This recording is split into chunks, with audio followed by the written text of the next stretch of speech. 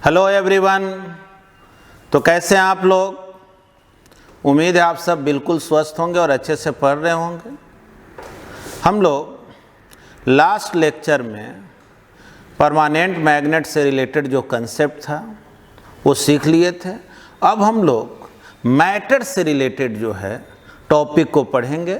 हालांकि ये कोई न्यू चैप्टर नहीं है, एनसीईआरटी बुक में मैग्नेटिज्म एंड मैटर जो कंबाइंड चैप्टर है उसी में आगे बढ़ रहे हैं, लेकिन एससी वर्मा के बुक में जो है मैग्नेटिक प्रॉपर्टीज ऑफ मैटर करके एक टॉपिक दिया गया। तो आइए, ये बहुत सिंपल आसान टॉपिक है। इसमें एक टर्म है इंटेंसिटी ऑफ मैग्नेटाइजेशन। ठीक ना, कोई भी मटेरियल का मैग्नेटाइजेशन को डिफाइंड कैसे करेंगे? तो आप जानते हैं कि हर मटेरियल में उसके इनसाइड में एटॉमिक डाइपोल होता है। याद कीजिए, एटॉमिक डाइपोल किसको बोलते हैं? जैसे इलेक्ट्रॉन जो है ना न्यूक्लियस के चारों ओर चक्कर लगा रहा है तो वो अपने आप में एक करंट कैरिंग लूप फॉर्म करता है और ये स्मॉल लूप अपने आप में एक मैग्नेटिक डाइपोल जैसा रोल करता है। यानी कि हर मटेरियल में लार्ज नंबर में मैग्नेटिक डाइपोल होता है। जो कॉमन मटेरियल है, जो मैग्नेट जैसा बिहेव नहीं करता है, क्योंकि उसका डाइपोल मोमेंट रैंडमली डायरेक्टेड होता है, इसलिए नेट डाइपोल मोमेंट जीरो हो जाता है। लेकिन जो मैग्नेट वगैरह होता है उसमें ज़्यादातर जो डाइपोल मोमेंट है उसका ओरिएंटेशन सेम सेंस में होता है, इसीलिए वो मैग्नेट जैसा बिहेव करता है। तो इंटेंसिटी ऑफ मैग्नेटाइजेशन का डिफिनीशन क्या है? इसका डिफिनीशन है magnetic moment per unit volume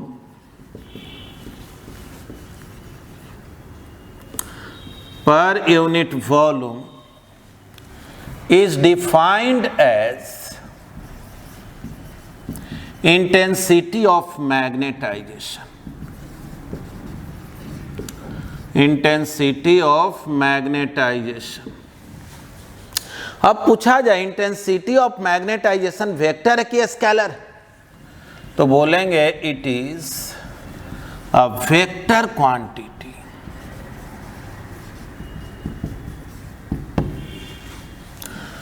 यानी कि थोड़ा ऐसे समझे, मान लीजिए एक बार मैग्नेट, इस बार मैग्नेट का ये साउथ पोल है, ये नॉर्थ पोल है।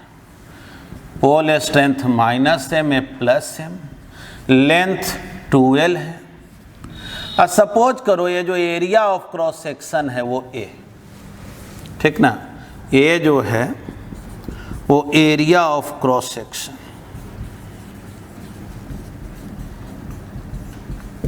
ठीक, तो इंटेंसिटी ऑफ मैग्नेटाइजेशन का डिफिनीशन क्या है? तो डिफिनीशन है magnetic moment per unit volume. यानी जितना मैग्नेटिक मोमेंट निकला उस मटेरियल का, उसमें उसके वॉल्यूम से डिवाइड कर दो, या एक सर्टेन वॉल्यूम में देखो मैग्नेटिक मोमेंट क्या है, मैग्नेटिक मोमेंट में वॉल्यूम से डिवाइड कर दिया ही ना। तो ठीक, तो सोचो ये वेक्टर क्वांटिटी हुआ, आई से डिनोट करते हैं। कोई पूछे आई का डायरेक्शन किधर होता है? तो जिधर मैग्नेटिक मोमेंट का डायरेक्शन होता है, और मैग्नेटिक मोमेंट किधर डायरेक्टेड होता है? तो साउथ से नॉर्थ की ओर, यही ना। यानी इंटेंसिटी ऑफ मैग्नेटाइजेशन ये किधर डायरेक्टेड होगा? बोलेंगे इट इज डायरेक्टेड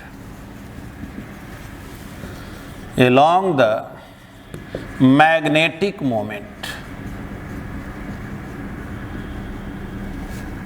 ठीक ना, मैग्नेटिक मोमेंट। ठीक, देखो जी, इसको कैलकुलेट कैसे करें? तो आप जानते हैं मैग्नेटिक मोमेंट होता है पोल स्ट्रेंथ इनटू लेंथ, और वॉल्यूम क्या हो गया? Area into length. तो m/a, इसको बोलेंगे pole strength per unit area. Pole strength per unit area, इसी को बोलते हैं इंटेंसिटी ऑफ मैग्नेटाइजेशन। पूछा जाए इसका यूनिट क्या होगा, तो पोल स्ट्रेंथ होता है एम्पियर मीटर, एरिया क्या हो गया मीटर स्क्वायर, यानी कि एम्पियर पर मीटर, यही ना। डायमेंशनल इक्वेशन अगर इसका देखा जाए तो एम्पियर को कैपिटल आई से और मीटर लेंथ हो गया एल से, यानी I L to the power -1। ठीक है, तो चलिए इसको पहले आप लिख लें। हाँ जी, नेक्स्ट टर्म देखेंगे मैग्नेटिक इंटेंसिटी।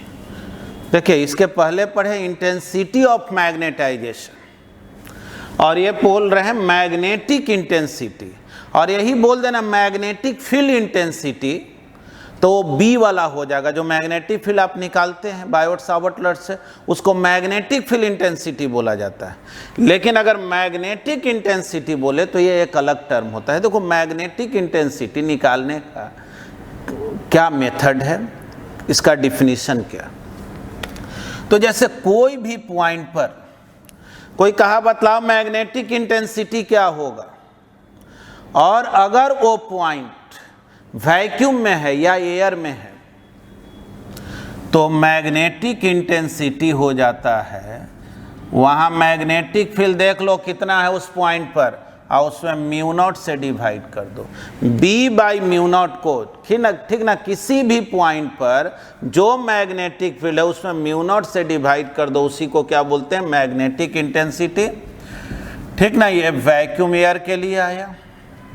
लेकिन अगर हम लोग किसी मटेरियल के अंदर मेजरमेंट कर रहे हैं मैग्नेटिक इंटेंसिटी को, तब जो है उसका डिफिनीशन है बी बाई म्यू नॉट, तो कर ही लो, B by mu naught minus intensity of magnetization. उस मटेरियल का जो मैग्नेटाइजेशन इफेक्ट है, इंटेंसिटी ऑफ मैग्नेटाइजेशन, वो जो पढ़े, इसको वेक्टरली सब्ट्रैक्ट कर दो, तब निकल जाता है मैग्नेटिक इंटेंसिटी। ये हो गया इनसाइड द मटेरियल। कहा जाए इसमें आई क्या है, तो बोलेंगे आई जो है intensity of magnetisation of material, intensity of magnetisation, या केवल मैग्नेटाइजेशन इंटेंसिटी भी बोलते हैं तो यही समझा, intensity of magnetisation of the material. ठीक, तो इसको हम लोग मेन डिफाइंड इसी के हेल्प से बोलते हैं कि नेट मैग्नेटिक फील्ड में म्यू नॉट से डिवाइड कर लो। बोलेंगे क्या, it is defined as the magnetic field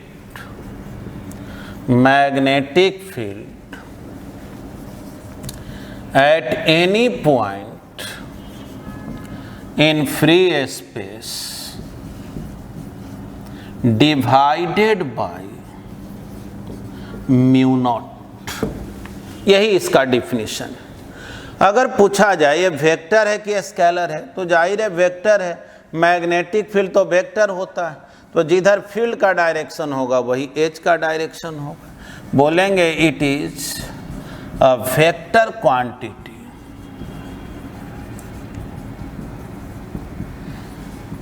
it is directed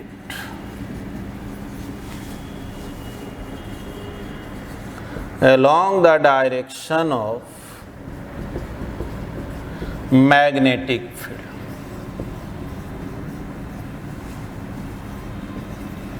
ठीक ना, जिधर फील्ड का डायरेक्शन होगा उधर ही एच का डायरेक्शन। अब अगर आपसे पूछा जाए कि एच का यूनिट क्या होगा, तो देखो ना, ऐसे भी इस इक्वेशन से पता चल रहा है ना, जो आई का यूनिट है वही तो एच का यूनिट। वैसे तो बी और म्यू नॉट का निकाल के रखेंगे, उसमें तो टाइम लगेगा। इस इक्वेशन से ही प्रिंसिपल ऑफ होमोजेनिटी से पता चल रहा है जो आई का यूनिट डायमेंशन होगा वही बी बाई म्यू नॉट का होगा, वही एच का होगा। यानी कि unit of I, intensity of magnetisation ampere per metre अभी जो हम लोग निकाले थे, और इसका डायमेंशनल इक्वेशन जो लिखेंगे I डिवाइडेड बाई L, यानी IL टू द पावर -1। ये वही हो गया यूनिट डायमेंशन के अकॉर्डिंग जो इंटेंसिटी ऑफ मैग्नेटाइजेशन पढ़े, यानी इंटेंसिटी ऑफ मैग्नेटाइजेशन और मैग्नेटिक इंटेंसिटी का यूनिट जो है वो सेम होता है। तो चलिए इसको भी नोट कर लिया जाए। देखिए एक तीसरा टर्म है जिसको बोलते हैं मैग्नेटिक ससेप्टिबिलिटी। इसको इस काई सिंबल से डिनोट करते हैं। देखो इस तरह से बड़ा सा एक्स ऐसे लिखा रहता है, एक्स जैसा ऐसे। तो कोई भी मटेरियल का मैग्नेटिक ससेप्टिबिलिटी का डिफिनीशन क्या है? तो वैसे हम लोग अभी कहीं लेक्चर में आगे पैरामैग्नेटिक, डायामैग्नेटिक ये सब पढ़ेंगे। तो ये जाने हम लोग प्रैक्टिकली देखते हैं for paramagnetic and diamagnetic substances, paramagnetic and diamagnetic substances, intensity of magnetization, जिसको हम लोग I से डिनोट करते हैं, मैग्नेटाइजेशन इज डायरेक्टली proportional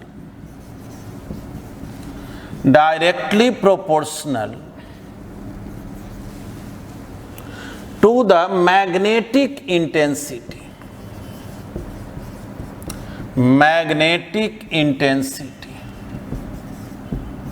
जिसको H से डिनोट किया। देखो जी पैरामैग्नेटिक, डायामैग्नेटिक सब्सटेंस क्या हुआ आगे पढ़ेंगे। फिलहाल ये जानो कि कुछ ऐसे सब्सटेंस है जिसमें मैग्नेटिक इंटेंसिटी जितना ही ज़्यादा होता है, इंटेंसिटी ऑफ मैग्नेटाइजेशन उतना ही ज़्यादा, I प्रोपोर्शनल होता है H के। और इस प्रोपोर्शनलिटी साइन को हटा करके हम लोग कांस्टेंट देते हैं, ठीक ना। इस सिंबल को काई पढ़ते हैं। तो I equal to some constant into H, proportionality sign पर। और इसी जो कांस्टेंट है उसको बोला जाता है ससेप्टिबिलिटी ऑफ मटेरियल। का is a constant which is called susceptibility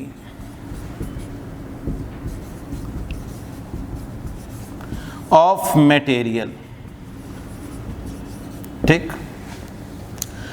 फिलहाल आप जाने कि इसका वैल्यू जो है डायामैग्नेटिक सब्सटेंस के लिए निगेटिव होता है। It is negative for diamagnetic substance. देखो ये निगेटिव तब हो सकता है जब ये दोनों वेक्टर एक दूसरे के अपोजिट हो, और दोनों जब सेम डायरेक्शन में हो तब पॉजिटिव रहेगा। मतलब कि डायामैग्नेटिक सब्सटेंस के लिए कुछ ऐसा होता होगा, आगे सीखेंगे तो जानेंगे। It is negative for diamagnetic substance and positive for paramagnetic substance. आगे भी इसको रिपीट करेंगे जहां डायामैग्नेटिक पैरामैग्नेटिक पढ़ाएंगे। फिलहाल आप यही जानें कि मैग्नेटिक ससेप्टिबिलिटी जो है वो I बाई H को बोलते हैं, intensity of magnetisation divided by magnetic intensity को बोलते हैं, ठीक है। तो पहले तो आप इसको लिख लें। अब हम लोग क्लासिफिकेशन ऑफ मटेरियल्स को देखते हैं, मतलब कि डायामैग्नेटिक सब्सटेंस क्या है, पैरामैग्नेटिक क्या है, फेरोमैग्नेटिक क्या है, ठीक है ना। मटेरियल को हम लोग 3 पार्ट में डिवाइड करके पढ़ते हैं। और सबसे पहले हम लोग पढ़ेंगे डायामैग्नेटिक मटेरियल। देखिए डायामैग्नेटिक मटेरियल क्या है, उसका क्या प्रॉपर्टीज है। जैसे मान लीजिए मैग्नेटिक फील्ड इधर है, इस क्लासरूम में पहले से मैग्नेटिक फील्ड इधर मौजूद है और अगर आप डायामैग्नेटिक मटेरियल को इस फील्ड में रख दें तो ऐसा देखा जाता है कि इसका इंटरनल जो एटॉमिक डाइपोल है वो कुछ इस तरह से अरेंज हो जाता है कि वो अपना मैग्नेटिक फील्ड इसके उल्टा प्रोड्यूस करने लगता है।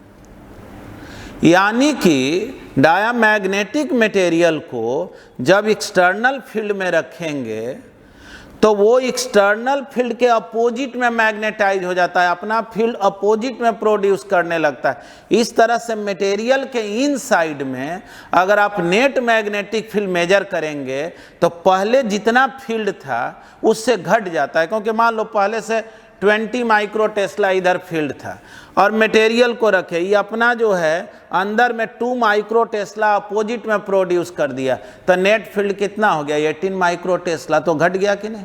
तो एक प्रॉपर्टी तो ये हो गया कि भाई इसको अगर मैग्नेटिक फील्ड में रखोगे तो इसके इन साइड में जो मैग्नेटिक फील्ड है ना वो घट जाता है। दूसरी बात, डायामैग्नेटिक सब्सटेंस को आप जो हैं अगर टेम्परेचर के बारे में इसके सोचे, इसके टेम्परेचर को जब बढ़ाते घटाते हैं तब आप क्या देखेंगे कि इस पर कोई इफेक्ट नहीं पड़ा, इसके प्रॉपर्टीज पर कोई इफेक्ट नहीं, यानी कि ये टेम्परेचर से इंडिपेंडेंट होता है। फिर ये जाने इसमें पेयर्ड इलेक्ट्रॉन होता है, इसको अगर आप नॉन यूनिफॉर्म मैग्नेटिक फील्ड में रख देंगे, डायामैग्नेटिक सब्सटेंस को, मान लो मैग्नेटिक फील्ड यहाँ ज़्यादा है यहाँ कम है, ठीक ना, इधर घटते जा रहा है, तो अगर आप नॉन यूनिफॉर्म मैग्नेटिक फील्ड में रख देंगे तो डायामैग्नेटिक सब्सटेंस जो है जिधर स्ट्रॉन्गर से वीकर पार्ट होता है उधर जाना चाहता है, यानी इधर ज़्यादा मैग्नेटिक फील्ड इधर कम है तो डायामैग्नेटिक सब्सटेंस इधर मूव करना चाहता है, उसमें स्ट्रॉन्ग टेंडेंसी होता है स्ट्रॉन्गर पार्ट से वीकर पार्ट की ओर जाने का, ठीक ना। जैसे कॉपर है, जिंक है, बिस्मथ है, सिल्वर, गोल्ड, मार्बल, ये सब जो है सब्सटेंस डायामैग्नेटिक सब्सटेंस है। एक चीज़ और जानना कि डायामैग्नेटिक सब्सटेंस के नज़दीक में जब हम लोग मैग्नेट को ले जाते हैं तो फीबली जो है, मतलब बहुत कमज़ोर, मतलब वीक कहो, फीबली जो है उसको रिपेल करता है डायामैग्नेटिक सब्सटेंस को। तो ऐसा करते हैं कि इसका डिफिनीशन और प्रॉपर्टीज़ को लिस्टेड कर देते हैं जिससे आपको नोट्स बनाना आसान हो जा रहा। आइए सारे प्रॉपर्टीज़ को लिस्टेड कर दिए जिससे कि आपको एक बार में ही लिखने में आसानी हो जाए। देखिए यहाँ डिफिनेशन भी लिख दिया, when such a substance is placed in a magnetic field it is feebly magnetise opposite to the magnetising field, यानी जो एक्सटर्नल फील्ड है उसके अपोजिट में मैग्नेटाइज हो जाता है। Thus net magnetic field inside the material is slightly smaller than the external magnetic field, ठीक ना। Such a material is called diamagnetic material. अब जो है इसका प्रॉपर्टीज क्या, तो बोलेंगे प्रॉपर्टीज में सबसे फर्स्ट पॉइंट में it is feebly repelled by a magnet, मतलब कि इस मटेरियल को मैग्नेट के नज़दीक ले जाएंगे तो उसको जो है ना फीबली रिपेल करता, मतलब ऐसा नहीं कि बहुत ज़्यादा स्ट्रांगली रिपेल कर दिया, वो पता नहीं चलता है, लेकिन उतना स्ट्रांग इफेक्ट नहीं होता, बहुत स्लाइट इफेक्ट होता है, लेकिन रिपेल करता है, मैग्नेट इसको रिपेल करता है। और when it is placed in non-uniform magnetic field, it tends to move from a stronger to weaker part. non-uniform magnetic field होगा तो जिधर ज़्यादा फील्ड होगा उससे कम फील्ड की ओर जाना चाहता है। फिर थर्ड पॉइंट में है it is independent of temperature, temperature बढ़ाओ घटाओ इसके प्रॉपर्टी में चेंजिंग नहीं होता, और इट्स ससेप्टिबिलिटी इज निगेटिव, ठीक ना, ये अपोजिटली मैग्नेटाइज हो जाता है ना, इसीलिए इसका ससेप्टिबिलिटी निगेटिव होता है। और it has paired electrons, example में लिख दिए हैं copper, zinc, bismuth, silver, gold, marble, water etcetera. तो ठीक है, इसका एक नोट्स बना लें आप लोग। आइए अब हम लोग पैरामैग्नेटिक सब्सटेंस से रिलेटेड कंसेप्ट को सीखते हैं। देखिए डायामैग्नेटिक कहीं सीधे उल्टा बोल दीजिए। डायामैग्नेटिक सब्सटेंस में क्या होता था, जब उसको हम लोग मैग्नेटिक फील्ड में रखते थे ठीक ना। मान लो ये मटेरियल डायामैग्नेटिक है, तो फिर मैग्नेटिक फील्ड इधर है, तो ये ऐसा मैग्नेटाइज होता था कि अपना फील्ड अपोजिट में प्रोड्यूस कर देता था, तो नेट फील्ड घट जाता था। लेकिन पैरामैग्नेटिक में ठीक इसके उल्टा होता है। जब मटेरियल को आप मैग्नेटिक फील्ड में रखते हैं तो ये मटेरियल इस तरह से मैग्नेटाइज होता है कि अपना फील्ड एक्सटर्नल फील्ड के डायरेक्शन के अलोंग ही प्रोड्यूस करता है, इसलिए इसके अंदर में मैग्नेटिक फील्ड स्लाइटली इंक्रीज कर जाता है, बढ़ जाता है। ठीक ना। तो देखो यहाँ लिख दिए हैं पैरामैग्नेटिक के डिफिनेशन में, when such a substance is placed in magnetic field it is feebly magnetised. ये भी स्ट्रांगली मैग्नेटाइज नहीं है, फीबली बहुत कम, माने कम वैल्यू से मैग्नेटाइज होता है। लेकिन किधर होता है? Along the direction of magnetising field, external field. Thus net magnetic field inside the material is slightly greater than the external field. Such a material is called paramagnetic material. यानी definition वही के वही है, पैरामैग्नेटिक डायामैग्नेटिक में अलग नहीं है, बस फर्क यह है कि वहाँ opposite to the direction of magnetising field था, यहाँ हो गया along the direction of magnetising field. वहाँ पे स्लाइटली स्मॉलर हो जाता था, यहाँ स्लाइटली ग्रेटर हो गया, बढ़ गया फील्ड। अब चलो प्रॉपर्टीज का भी बात करें तो डायामैग्नेटिक सब्सटेंस रिपेल होता था मैग्नेट के द्वारा, it is feebly attracted by a magnet. ठीक ना। मतलब कि बहुत स्ट्रॉन्ग इफेक्ट तो नहीं, लेकिन ये पैरामैग्नेटिक सब्सटेंस को मैग्नेट अपने ओर अट्रैक्ट करता है। When it is placed in non-uniform magnetic field, it tends to move from weaker to a stronger part of the magnetic field. देखो डायामैग्नेटिक स्ट्रॉन्गर से वीकर की ओर जाना चाहता था, लेकिन ये वीकर से स्ट्रॉन्गर की ओर आना चाहता है। फिर इट डिपेंड्स ऑन टेम्परेचर, जबकि हम लोग डायामैग्नेटिक में पढ़े थे इंडिपेंडेंट ऑफ टेम्परेचर, इसमें ये टेम्परेचर पे डिपेंड करता है। और आगे हम लोग क्यूरीज लॉ पढ़ेंगे तो वहाँ ये समझेंगे कि किस तरह से डिपेंड करता है। फिर it's susceptibility is positive, diamagnetic का निगेटिव होता था और इसका पॉजिटिव होता है। डायामैग्नेटिक में पेयर्ड इलेक्ट्रॉन, इसमें अनपेयर्ड इलेक्ट्रॉन। एग्जाम्पल के लिए aluminium, sodium, antimony, platinum, manganese, chromium etcetera. ठीक है ना। तो चलिए पैरामैग्नेटिक का भी एक नोट्स बना ले। हाँ, एक बात समझिए, तीसरा क्या है? फेरोमैग्नेटिक। देखो फेरोमैग्नेटिक भी कुछ नया नहीं है, वो पैरामैग्नेटिक ही है, लेकिन वो स्ट्रॉन्ग इफेक्ट ऑफ पैरामैग्नेटिक है। यानी फेरोमैग्नेटिक ऐसा सब्सटेंस है जिसको हम लोग मैग्नेटिक फील्ड में रखते हैं ना, तो वो स्ट्रांगली मैग्नेटाइज होता है फील्ड के डायरेक्शन में। मतलब तब मटेरियल के अंदर मैग्नेटिक फील्ड लार्ज वैल्यू से चेंज हो जाता है। फिर फेरोमैग्नेटिक सब्सटेंस जो है फीबली अट्रैक्ट नहीं होता है, स्ट्रांगली अट्रैक्ट होता है। अगर फेरोमैग्नेटिक सब्सटेंस को नॉन यूनिफॉर्म फील्ड में रखा जाए, अगर यहाँ फील्ड ज़्यादा यहाँ कम है, और फेरोमैग्नेटिक सब्सटेंस को रखा जाए जैसे आयरन वगैरह को, निकेल हो गया, कोबाल्ट वगैरह को, तो वो स्ट्रांगली जो है जाना चाहता है स्ट्रॉन्गर से वीकर पार्ट की ओर। साथ में ये भी टेम्परेचर पर डिपेंड करता है। इसका जो ससेप्टिबिलिटी होता है फेरोमैग्नेटिक सब्सटेंस का, वो स्मॉल वैल्यू ना होकर के पैरामैग्नेटिक में जानेंगे, it's susceptibility has a small positive value. Positive तो होता है लेकिन स्मॉल वैल्यू होता है, स्मॉल पॉजिटिव वैल्यू। लेकिन यही फेरोमैग्नेटिक सब्सटेंस में लार्ज पॉजिटिव वैल्यू हो जाता है।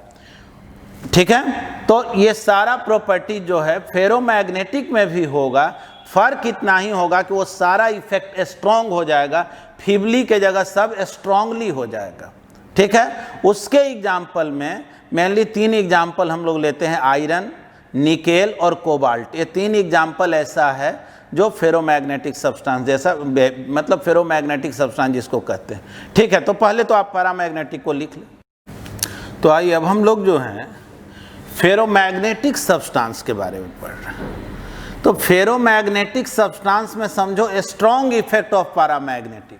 बोलेंगे when such a substance is placed in magnetic field it is strongly magnetise along the direction of magnetising field. ठीक ना। मैग्नेटाइजिंग फील्ड या यहाँ external field.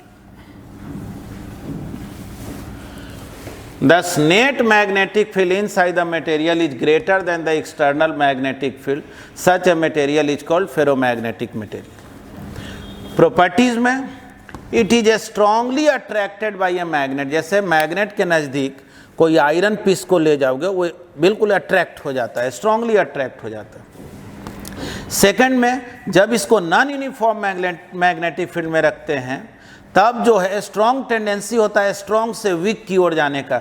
When it is placed in non uniform magnetic field it has a strong tendency to move from a stronger to weaker part of magnetic field. Third point में है it depends on temperature. ठीक, इसमें एक बात जानेंगे, आगे लिख भी देंगे। फेरोमैग्नेटिक सब्सटेंस को जब आप टेम्परेचर बढ़ाते हैं ना तो उसका ससेप्टिबिलिटी घटते रहता है, घटने लगता है। और एक ऐसा टेम्परेचर पे जब आप पहुंचेंगे कि फेरोमैग्नेटिक सब्सटेंस पैरामैग्नेटिक सब्सटेंस में बदल जाए तो उस टेम्परेचर को क्यूरी टेम्परेचर बोलते हैं। ध्यान से सुने, जब आप फेरोमैग्नेटिक सब्सटेंस को गर्म करते हैं, टेम्परेचर बढ़ाते जाते हैं तो एक सर्टेन टेम्परेचर आता है जब फेरोमैग्नेटिक सब्सटेंस किस में बदल जाता है, पैरामैग्नेटिक सब्सटेंस में। और तब जो है उस टेम्परेचर को क्यूरी टेम्परेचर, आगे क्यूरीज लॉ में वो सब बतला देंगे, फिलहाल ये जाने के टेम्परेचर पे डिपेंड करता है। फोर्थ पॉइंट में है it's susceptibility has large positive value. ठीक ना, जैसे पैरामैग्नेटिक मटेरियल भी पॉजिटिव होता है लेकिन स्मॉल पॉजिटिव वैल्यू होता है, इसमें लार्ज पॉजिटिव वैल्यू। और एग्जाम्पल में आयरन, निकेल एंड कोबाल्ट। तो चलिए इसका भी नोट्स बना ले आपको। आइए अब हम लोग क्यूरीज लॉ को पढ़ते हैं। क्यूरीज लॉ क्या है? देखिए, पैरामैग्नेटिक सब्सटेंस में जब हम लोग टेम्परेचर को बढ़ाते हैं तो ऐसा देखते हैं ना कि उसका ससेप्टिबिलिटी घटते जा रहा है। ठीक ना, susceptibility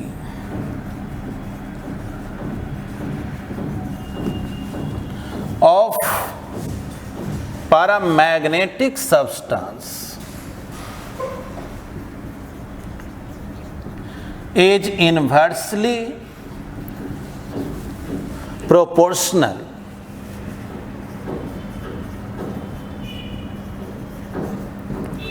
to the absolute temperature.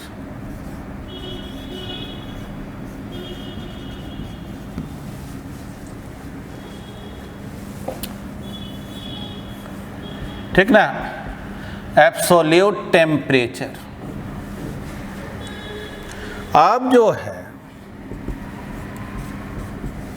Proportionality sign को हटा करके कांस्टेंट लिखते हैं, बोलेंगे C इज ए कांस्टेंट। देखो यही ना ससेप्टिबिलिटी के लिए सिंबल हम लोग यूज करते हैं। ठीक ना, स्पेशली याद रखना है for paramagnetic substances susceptibility of material is inversely proportional to the absolute temperature. ठीक है, प्रोपोर्शनैलिटी साइन हटा के कांस्टेंट दिए, C is a constant which is called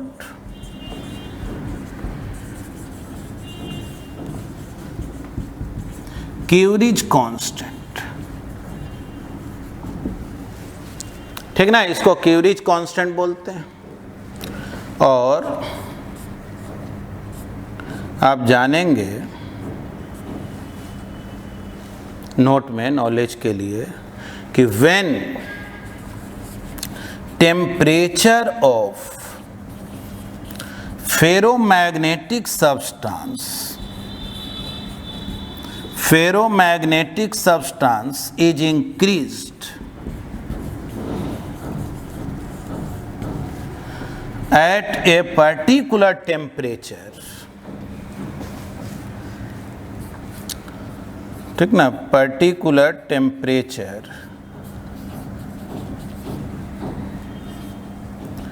it is converted into paramagnetic substance.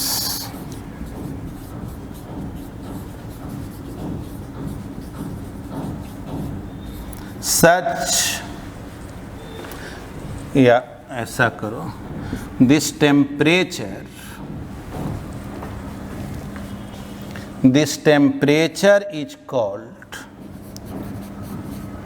Is called Curie temperature. ठीक ना, इसको हम लोग क्यूरी टेम्परेचर बोलते हैं। तो चलिए यहाँ तक तो हम लोग सीख गए, पहले इसको आप नोट करें। तो हम लोग अब इसके लास्ट टॉपिक को देख रहे हैं, मैग्नेटिज्म एंड मैटर में जो कहा जाता है हिस्टैरिसीस लूप। ठीक ना, 12th के एग्ज़ाम में आपको लॉन्ग क्वेश्चन में भी कभी कभी पूछ दिया जाता है। वैसे मैं इसका लिखा हुआ पूरा नोट्स जो है अभी ही बोल दे रहा हूँ, अभी आपके वीडियो में भी रहेगा, लास्ट में वो ऑलरेडी दिखाई पड़ेगा। साथ में जो है बोलेंगे कि ऐप में भी जो स्टडी मटेरियल है उसमें डाल देंगे या चैट बॉक्स वगैरह में भी डाल देंगे, जिससे कि आपको सुविधा हो जाए। ठीक है, वैसे तो इस टॉपिक को ऐसा हम पढ़ाए हैं कि आप बोर्ड भी देख करके नोट्स जो बनाएंगे वो कंप्लीट सब कुछ लिटरेचर लिखते हुए आगे बढ़े हैं। ठीक है, आइए, ये हिस्टैरिसीस लूप क्या है? सपोज कीजिए ये जो मटेरियल है सॉफ्ट आयरन का बना हुआ है, मान लो आयरन का बना हुआ, और अभी इसमें कोई मैग्नेटाइजेशन नहीं है, ये कोई मैग्नेटिक फील्ड प्रोड्यूस नहीं करता।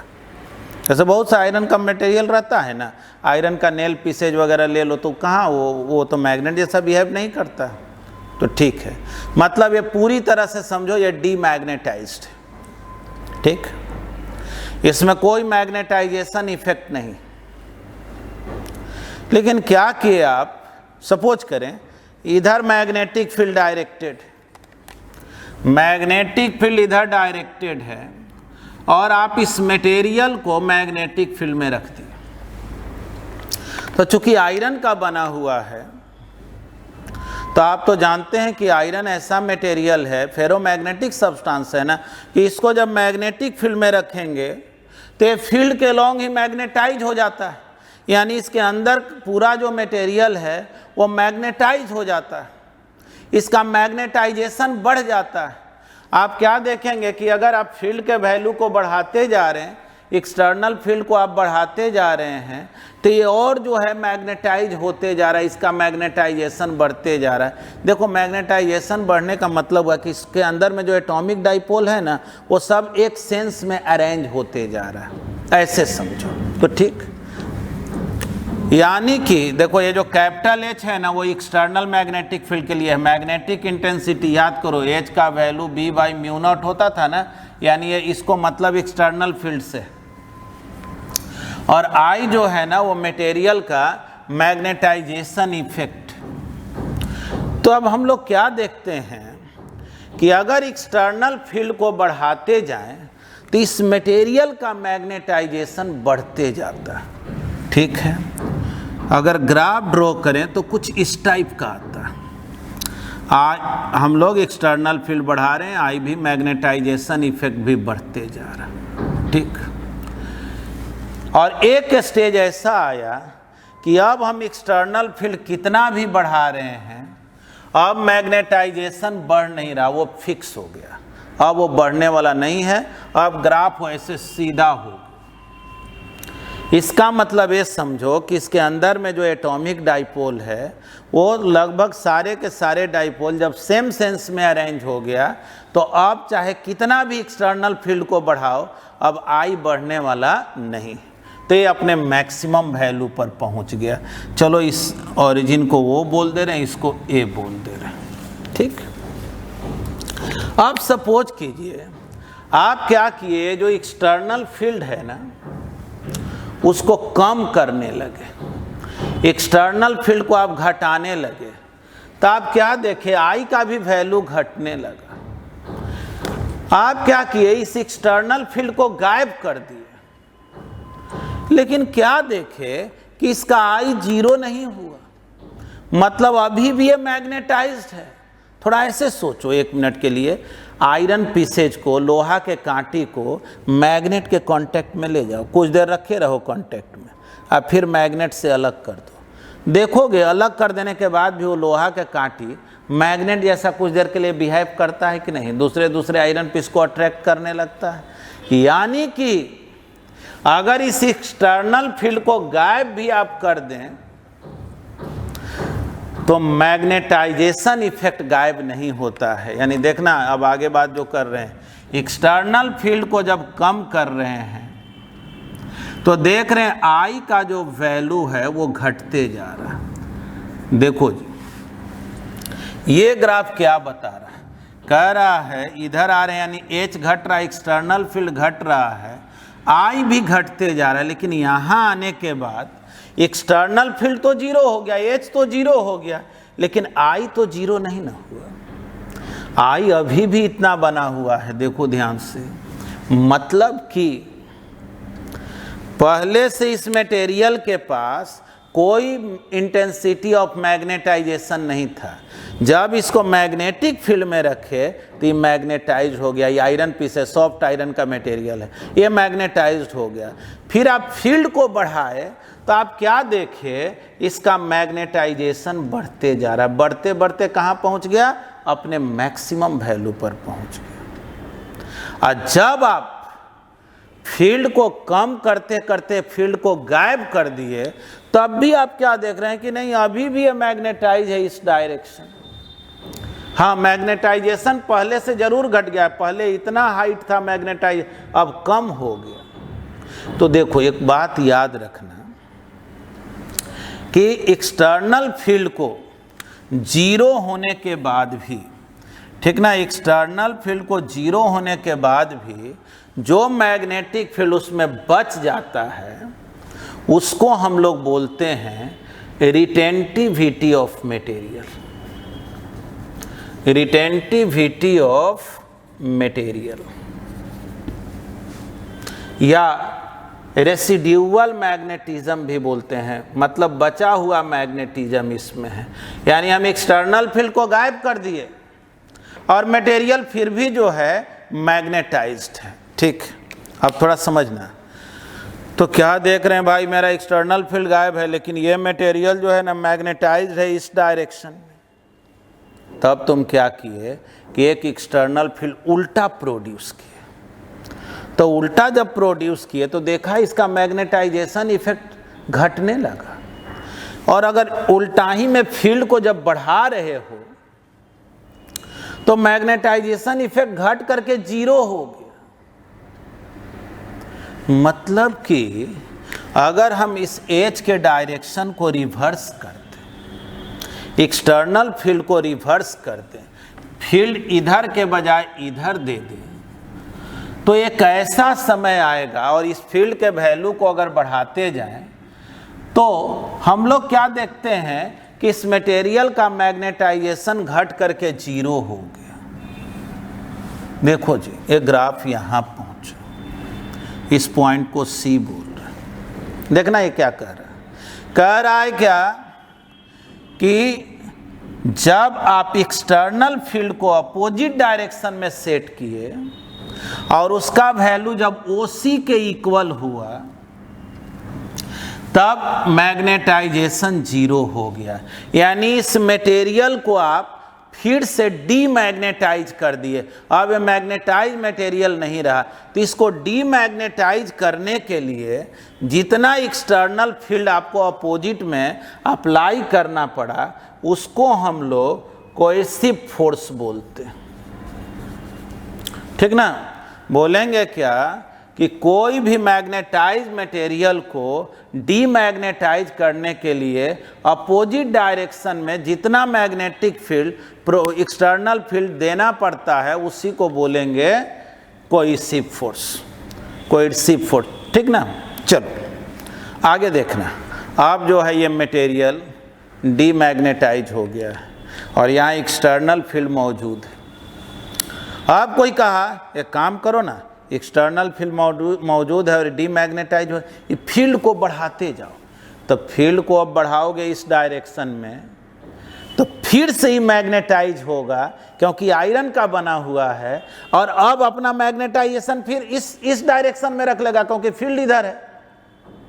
और अगर एक्सटर्नल फील्ड को बढ़ाते जाओगे अपोजिट डायरेक्शन में तो इसका मैग्नेटाइजेशन बढ़ते बढ़ते अपने मैक्सिमम वैल्यू पर पहुंचेगा, लेकिन डायरेक्शन तो अपोजिट ना हो गया, पहले इधर था मैग्नेटाइज अब इधर।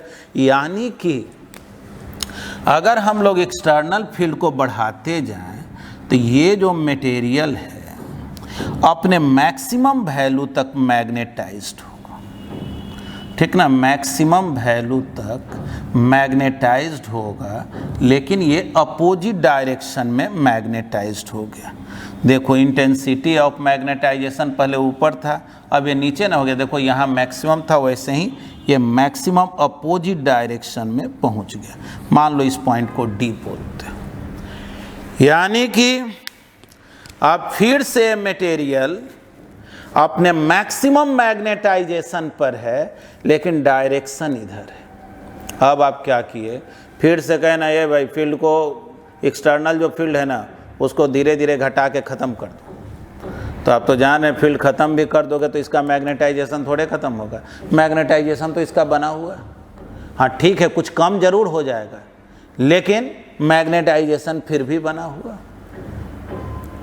तो हम लोग क्या देखते हैं कि अगर इस एच का जो एक्सटर्नल फील्ड का जो वैल्यू है अगर घटा करके जीरो कर दिया जाए, कम करते करते जीरो कर दें, तब भी क्या देखते हैं कि इसमें मैग्नेटाइजेशन बच गया और एक्सटर्नल फील्ड जीरो है, फिर भी ये मैग्नेटाइजेशन भले निगेटिव है। पहले देखो ओ भी पॉजिटिव था, ओ ई निगेटिव है, आई हम वाई एक्सिस में दिखाएं यानी कि अपोजिट डायरेक्शन में, तो जाहिर है इस ओ ई को भी हम लोग क्या बोलेंगे, रिटेंटिविटी ऑफ मटेरियल, ठीक ना, रिटेंटिविटी ऑफ मटेरियल। तो समझना, यानी कि एक्सटर्नल फील्ड गायब कर दिए, फिर भी अभी इसमें मैग्नेटाइजेशन बचा हुआ, रेसिड्यूअल मैग्नेटिज्म इसमें बचा हुआ है। अब देखना, अब क्या किए कि भाई देखो मटेरियल तो डीमैग्नेटाइज्ड है ऐसे, सॉरी ओहो बोलेंगे मटेरियल मैग्नेटाइज ऐसे है, इसमें इंटेंसिटी ऑफ मैग्नेटाइजेशन इधर है, एक्सटर्नल फील्ड गायब हो गया, फिर से इसको डीमैग्नेटाइज अगर करना है तो इधर मैग्नेटिक फील्ड प्रोड्यूस करो, पॉजिटिव डायरेक्शन में फील्ड को प्रोड्यूस करो तो इसको अपोज करेगा और इसका मैग्नेटाइजेशन घट करके जीरो होगा। यानी कि देखना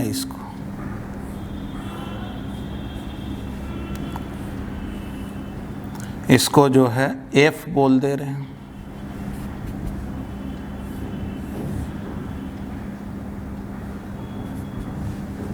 ठीक है, तो देखो जी, बोलेंगे कि जब OF के इक्वल एक्सटर्नल मैग्नेटिक फील्ड हुआ, OF के इक्वल जब एक्सटर्नल मैग्नेटिक फील्ड हुआ तब फिर से मटेरियल डीमैग्नेटाइज हो गया, तो इसको भी हम लोग वही बोलेंगे कोहेसिव फोर्स। यानी मैग्नेटाइज मटेरियल को डीमैग्नेटाइज करने के लिए जितना एक्सटर्नल फील्ड अपोजिट डायरेक्शन में प्रोड्यूस करना पड़ता है, उसी को हम लोग क्या बोलते हैं, कोहेसिव फोर्स। ठीक, अब चलो इसके बाद अगर हम लोग एक्सटर्नल फील्ड को बढ़ाते गए, फिर इसी सेंस में फील्ड को बढ़ाते गए, तो फिर इसका मैग्नेटाइजेशन बढ़ेगा। अब बढ़ते बढ़ते फिर ये अपने मैक्सिमम वैल्यू पर पहुंचेगा इस सेंस में। तो देखो यही जो है लूप बन गया, ठीक ना, यही लूप बन गया। देखो जनरली जो है हम जो नोट्स देंगे ना उसमें क्या किया, ओ ए, चूँकि बी नहीं लिखा गया है यहाँ पर, क्योंकि बी लिखने से मैग्नेटिक फील्ड ना समझ ले, तो इसको सी लिख दिया गया है, ये डी लिख दिया गया है, ये ई एफ जी। तो आप समझ गए, ओ सी जो है वो रिटेंटिविटी ऑफ मटेरियल हुआ, या ओ एफ भी रिटेंटिविटी ऑफ मटेरियल हुआ, ओ डी बोलो चाहे ओ जी बोलो, ये हो गया कोहेसिव फोर्स जो डीमैग्नेटाइज करने के लिए एक्सटर्नल फील्ड का ज़रूरत पड़ा। तो इस तरह से एक लूप फॉर्म हो गया। देखो ये स्टार्ट कहाँ से हुआ था, यहाँ से, लेकिन वापस यहाँ नहीं ना पहुँच रहा है ग्राफ, यहीं से फिर वो रिपीट हो रहा है, फील्ड को बढ़ाओ घटाओ डायरेक्शन चेंज करो। इसी लूप को नाम है हिस्ट्रेसिस लूप।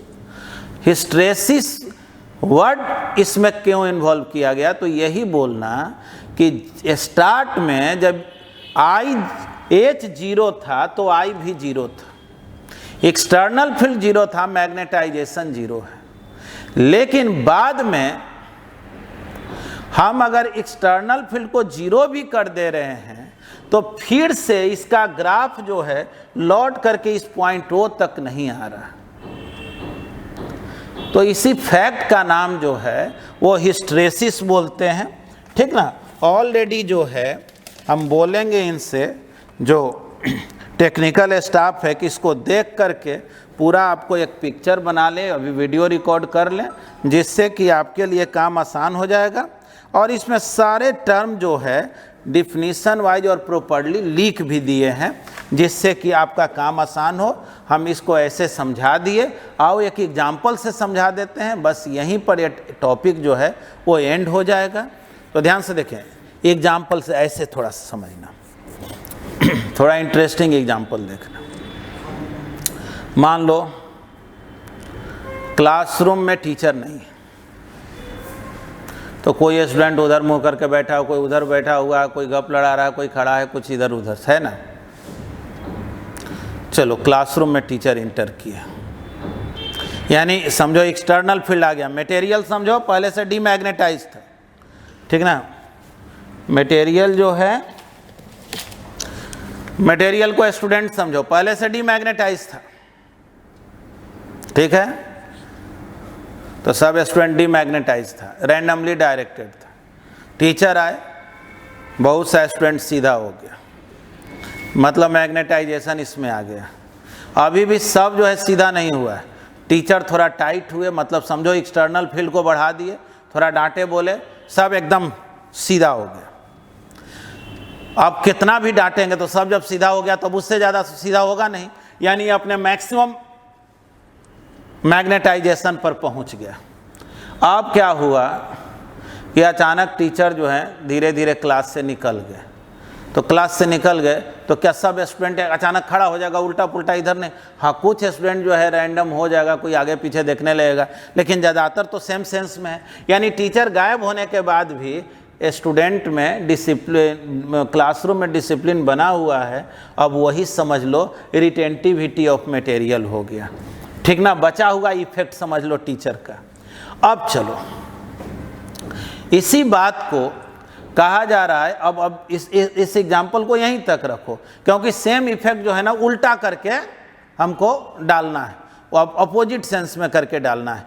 तो खैर ये जो है हिस्ट्रेसिस लूप का जो कंसेप्ट है, उसमें हम लोग क्या करते हैं कि कोई सॉफ्ट आयरन मटेरियल ले लिए और उसको एक्सटर्नल फील्ड में रखे, फील्ड को बढ़ाए, फिर घटा के 0 कर दिए, फिर क्या किए अपोजिट डायरेक्शन में सेट किए, बढ़ाए, और फिर घटा के 0 कर दिए, फिर इस सेंस में, और यही रिपीट करते हैं और यही लूप रिपीट करते जाता है।